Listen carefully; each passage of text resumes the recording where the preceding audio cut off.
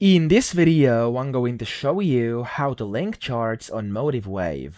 Now to do this, there's actually two ways. I do have 4 charts open over here so I can show you how this works. And first we're going to link these two up top. So you want to go to the first chart and you want to click on it, so you select it and you can either right click and then hover over link, and from here you can select a color. We're going to go with a red link right now, and then of course that's the first way, or you could just go up here and select, because by default it's going to be no group, you can just click on here, click on the red link, and it's going to do the exact same thing. Now when you click on a chart, it's going to indicate up top here which color it's linked to, as well as over here in the top left next to your symbol that's currently open.